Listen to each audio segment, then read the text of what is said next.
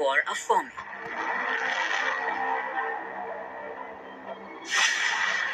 Sibling rivalry is at its peak, and it's taken a bitter turn.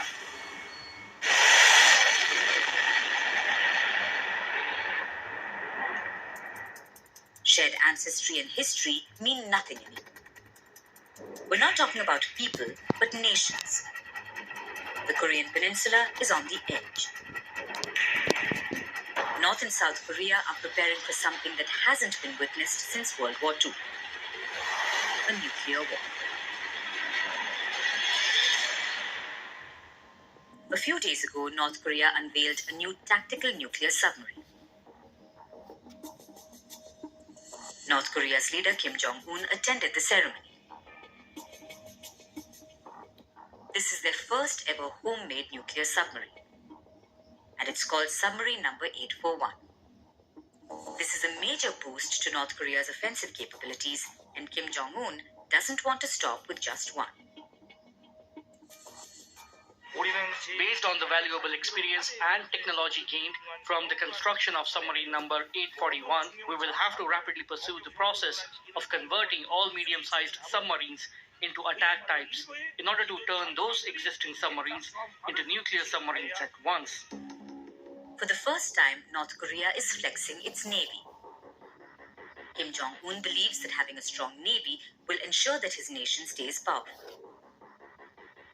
Let me assure that in the next 5 or 10 years, we will have to create an era in which our Navy forces evolve so that we can meet the absolute mission that other military sectors can never replace. Apart from a new submarine, North Korea has made strides in developing another crucial weapon. These are the missiles capable of carrying a nuclear payload. North Korea has at least 40 different types of ballistic missiles, but Pyongyang's most lethal missile is the Hwasong-17. It's capable of delivering a nuclear payload. It can carry multiple warheads, and the total warhead payload can reach up to 3,500 kilograms. The Hwasong-17 has a range of up to 15,000 kilometers, which means it can strike any city in the United States, including Washington, D.C. and New York. The missile has been test-launched 3 times since 2022, and each time the launch has been successful. Hwasong-17's threat has pushed South Korea and the United States closer to each other.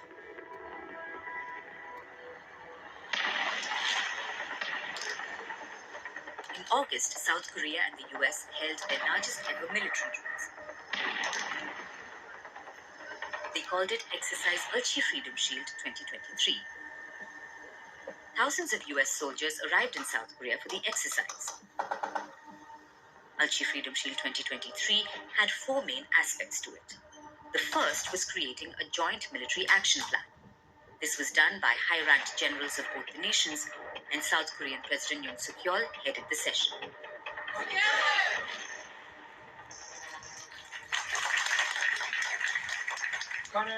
North Korea's nuclear and missile capabilities pose the most significant and dire threat currently in existence.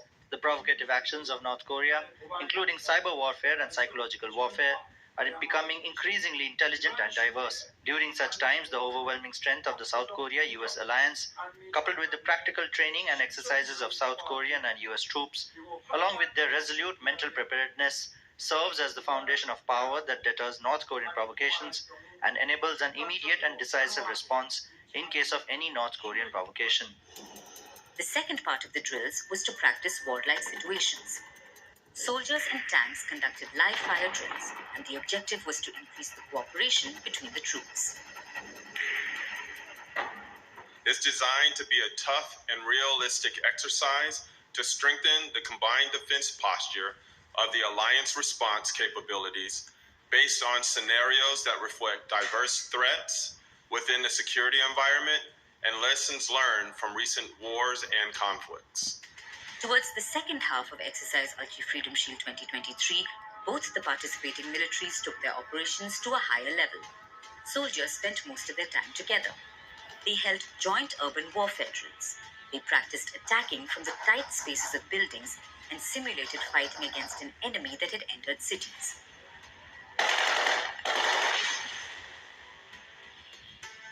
After successfully completing the urban warfare campaign, the soldiers conducted drills in open waters. Special forces of South Korea and the US took part in amphibious assault drills.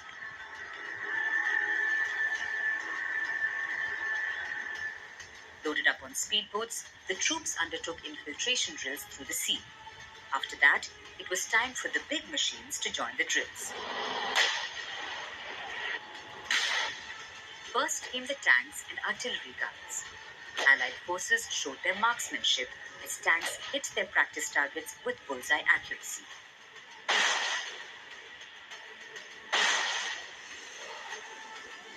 Then it was the turn for the fighter jets. South Korean and US jets took part in the live fire drills. They dropped long-range guided bombs that hit targets with precision. Both South Korea and the US have hailed the success of Ulchi Freedom Shield 2023. The two allies wanted to increase bilateral interoperability and trust, and it looks like they've achieved both.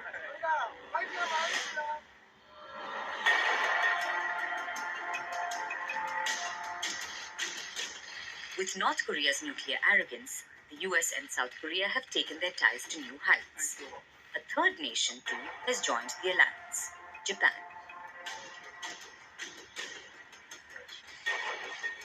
Despite Japan and South Korea having a rocky history, the US has convinced Japan to partner up against North Korea. In August, the US hosted the two countries and formed a new trilateral alliance. Welcome, everyone. Mr. Prime Minister, Mr. President, it's an honor to welcome you both here today to inaugurate the Camp David trilateral between our three nations, among our three nations. It's not only the first summit I've hosted at Camp David, it's the first ever standalone summit between the leaders of Japan and Republic of Korea and the United States. And I can think of no better way to mark our new chapter of our trilateral cooperation than meeting here at Camp David.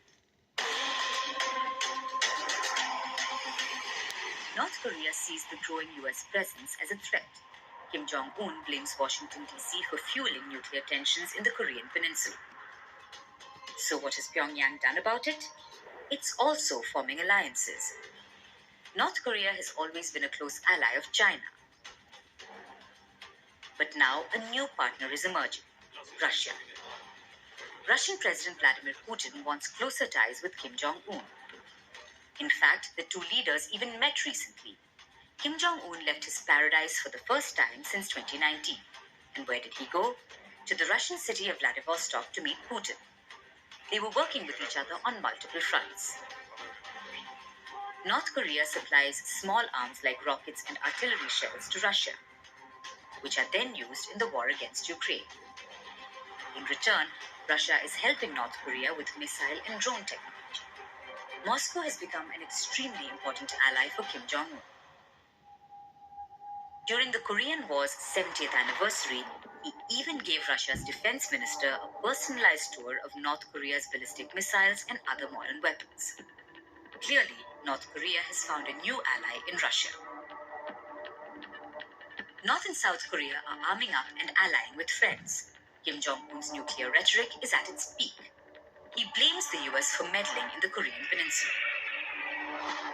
The US says it supports its allies South Korea and Japan against Kim Jong-un's nuclear threats.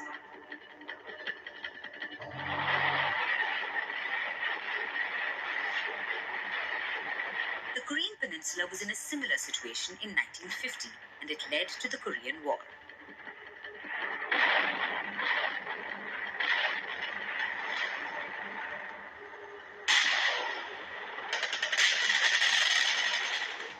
Things haven't changed much since then.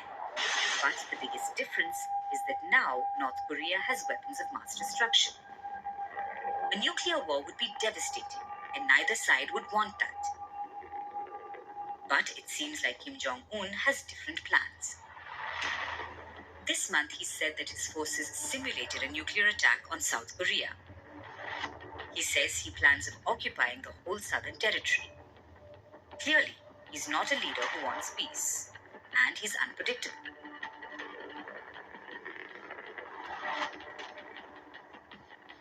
This is pushing South Korea into a deeper alliance with the US. But will South Korea continue to rely on the US, or will Seoul seek its own nuclear weapons? Either way, the Korean peninsula remains heavily militarized. Both North and South Korea have to tread with caution, because even the slightest trigger could lead to a catastrophic war.